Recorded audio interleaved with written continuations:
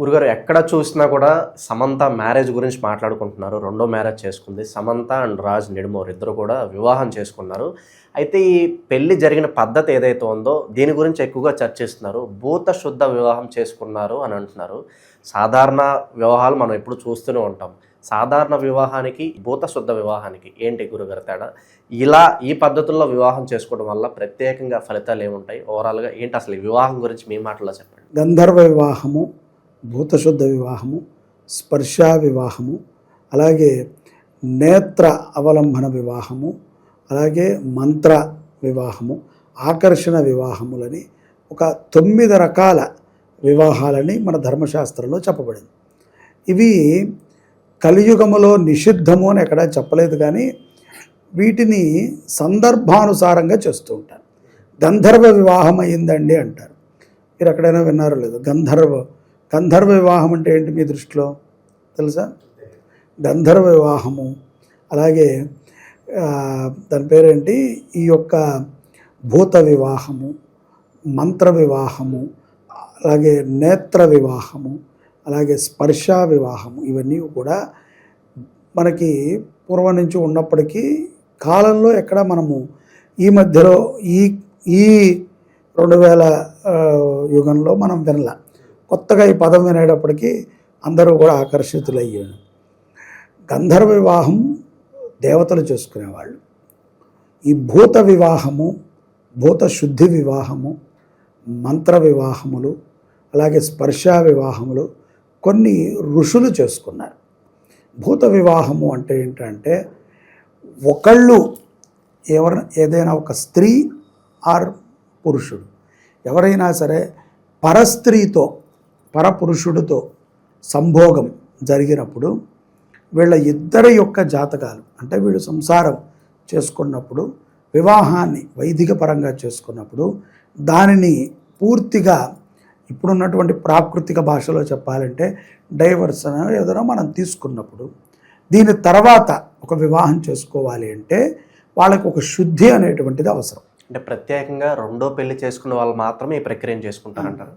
అంతే తప్ప ప్రతి వాళ్ళు దీన్ని చేసుకోరు. అలాగే పరస్త్రీ వ్యామోహంలో ఉన్నప్పుడు భూత వివాహం, గంధర్వ వివాహము, స్పర్శ వివాహం జరుగుతాయి.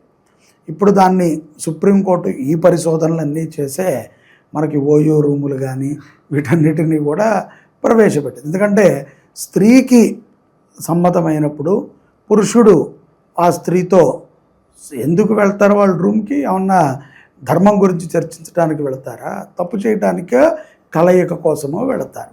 ఇది ఒక రకమైనటువంటి ఆకర్షణ. కాబట్టి భూత వివాహం అనేటువంటిది శాస్త్ర విరుద్ధమైతే కాదు, ఇది వారిని శుద్ధి చేయటానికి. వాళ్ళ శుద్ధి ఎలా జరుగుతుందండి? ఆల్రెడీ భార్యాభర్తలు ఒకళ్ళతో కలిసిపోయారు కదా, ఈ సంభోగం అయిపోయింది కదా, ఇక్కడ శుద్ధి ఎలా అవుతుందంటే భూతోచ్చాటన అనేటువంటి మంత్రాలు ఉంటాయి. ఆ మంత్రాలను చదువుతారు.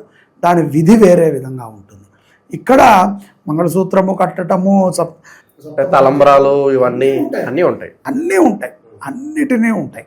అన్నిటితో పాటుగా భూత శుద్ధిని కూడా చేస్తారు. ఏ భూత శుద్ధి?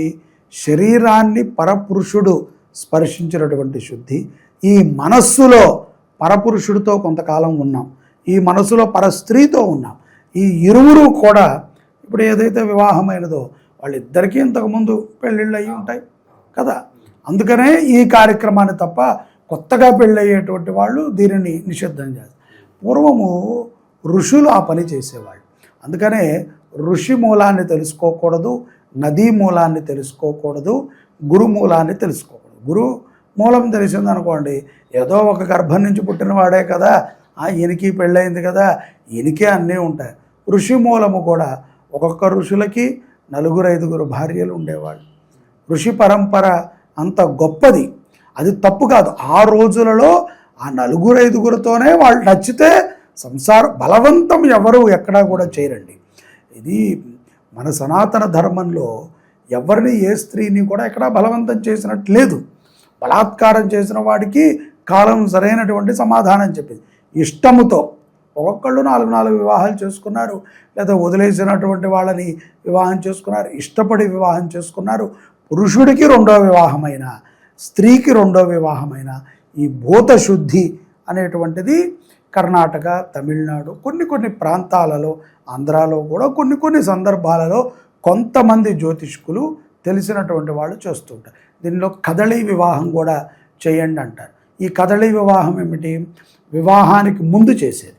ఐశ్వర్యరాయి వీళ్ళ పెళ్ళప్పుడు చాలా భారీ ఎత్తున ఈ కదళీ వివాహం గురించి చర్చించారు. అప్పుడు ఇంత మీడియా మాధ్యమాలు లేవు. వాళ్ళు కూడా చర్చించి కదళీ వివాహం, ఎందుకంటే జాతకంలో ద్వితీయ కళత్ర స్థానాలు బాలేవమ్మ, పెళ్లి చేసుకుంటే విడిపోతాం, కదళీకి అంటే 2 అరటి చెట్లకు వివాహం చేసి వాటిని కనుక సంహరించినట్లయితే వివాహ దోషం పోతుంది. తద్వారా నువ్వు ఇంకో వివాహం చేసుకుంటే కదళీ కూడా ప్రాణశక్తే కాబట్టి దానిని. అట్లాగే భూత వివాహం, గతములో జరిగినటువంటి మంగళసూత్రం కట్టడము, మట్టెలు వేయటము, వ్రతాలు చేయటము, నోములు చేయటము, అత్తమామలుగా స్వీకరించటము, గర్భం వస్తే గర్భాన్ని తీసేసేయటము, ఇవన్నీ వాళ్ళ జీవితాల్లో జరుగుతాయి. ఇవన్నీ జరిగాయి. తనకి ఆధ్యాత్మికమైనటువంటి జ్ఞానము ఉన్నది, తాను ఒక గురువుని ప్రతిపాదించుకుంది, ఆ గురువుకి పరిపూర్ణముగా ఆధ్యాత్మికమైనటువంటి ఒక విధి ఉంది. సో దీన్ని ఎలా చేస్తే తినకి జీవితం బాగుంటుంది సమంత గారికి అని వాళ్ళు ఆలోచన చేసి ఉంటారు. భూతశుద్ధి చేసాం, ఇప్పుడు కొత్త పదం, ఇంకా కొత్తగా ఇది ఒక ట్రెండింగ్ పదంలాగా తయారయ్యి ఇంకా ప్రతి ఒక్కళ్ళు ఇక మనం మాట్లాడాం కదా, ఇంకా ఎవడి నాలెడ్జి ఎవడికి తెలిసింది వాడు చెప్తాడు. దేనికి దాని మన దగ్గర అయితే ప్రమాణం ఉంది.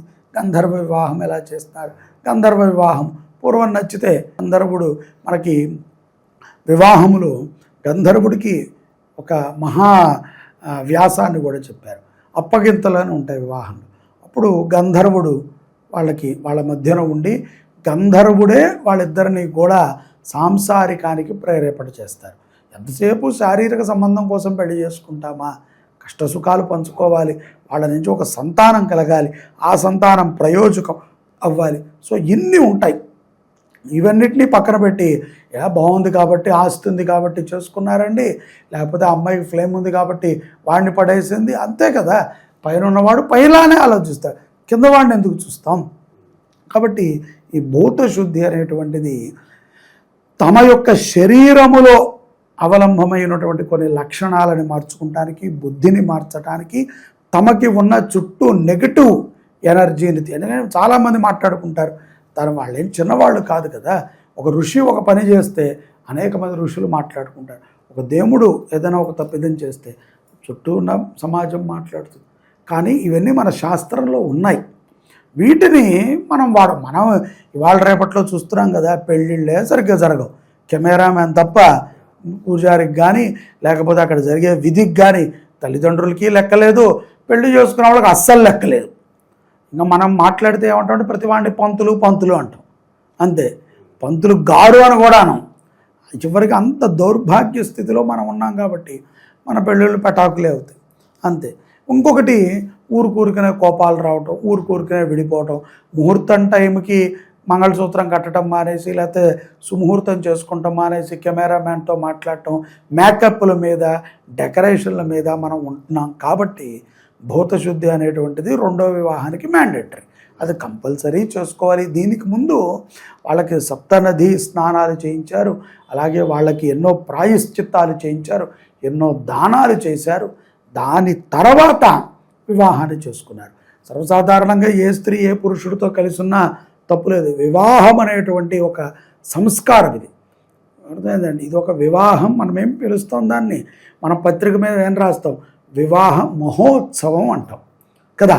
ఈ యొక్క ఉత్సవాన్ని వాళ్ళు దాన్ని రెస్పెక్ట్ చేశారు. ఇంకా మనం మెచ్చుకోవాలి. మన ధర్మాన్ని వాళ్ళు రెస్పెక్ట్ చేసి మనకు తెలియని విషయాలని మనకు చెప్తున్నారు. చాలా గొప్ప విషయం. ఎందుకంటే అది ఊరికనే ఏదో భూతశుద్ధి అని ఇప్పుడు కొత్తగా ట్రెండ్ మారిపోయి ఎవడు పడితే ఆడు రేపొద్దున 2వ పెళ్ళి అమ్మ భూతశుద్ధిని కంపల్సరీ, ఈ భూతశుద్ధికి ఈ గుడి ఫేమస్, అక్కడికి వెళ్ళి నేను పూజలు చేస్తా అనేటువంటి బ్యాచ్ కూడా తయారవ్వచ్చేమో. కానీ దానికి ఒక విధి ఉంది, దానికి ఒక సంకల్పం ఉంది, దానికి దశదానాలు షోడశదానాలు ఉన్నాయి. దానికి ఫస్ట్గా శరీర శుద్ధి, అంతఃకరణ శుద్ధి, బహిశుద్ధి, తర్వాత భూతశుద్ధి. భూతశుద్ధి మనకి చుట్టూ మనం మామూలుగా ఆచమనం చేసిన ఉత్తిష్టంతో భూత పిశాచాః అంటాం. మన చుట్టూ నిరంతరము భూతాలు తిరుగుతూ ఉంటాయి. అలాగే ఒక నెగిటివ్ ఇంపాక్ట్. మనం అడగచ్చు ఇప్పుడు మీరు వెంటనే, అదేంటండి మరి సమంత గారు చేశారు, నాగ చైతన్య గారు ఎందుకు చేయలేకపోయారు భూతశుద్ధి అని? వాళ్ళ వ్యక్తిగత నిర్ణయం అవుతుంది. వాళ్ళు వాళ్ళని ఎవరిని తీసుకున్నారో వాళ్ళకి ఈ విషయాలు తెలుసో తెలియవో తెలియకుండా ఎవరమైనా సర్వే జనా సుఖినో భవంతు బాగుండాలి. ఇది మనకి తెలిసి సమంత లాంటి వాళ్ళు ఎంతోమంది ఈ కార్యక్రమాన్ని చేస్తున్నారు. కేరళలో ఈ కార్యక్రమాలు జరుగుతుంటాయి, తమిళనాడులో జరుగుతాయి, కర్ణాటకలో జరుగుతాయి, ఆంధ్రప్రదేశ్లో జరుగుతాయి. మాకు తెలిసి మేము ఎంతోమందికి చేయించాం అట్లా గంధర్వ వివాహాలు అయినటువంటి వాళ్ళకి. అంటే ఎక్కడో టక్కని మంగళసూత్రం కట్టేసాం, మేము చూసుకోకుండా ఆ అమ్మాయితో సంసారం చేయడానికి అవ్వలేదు, ఆ అబ్బాయితో సంసారం చేయడానికి అవ్వలేదు, పెళ్ళైన 10వ రోజే మేము వదిలేసాం అన్న వాళ్ళకి కూడా మేము భూతశుద్ధి చేస్తాం.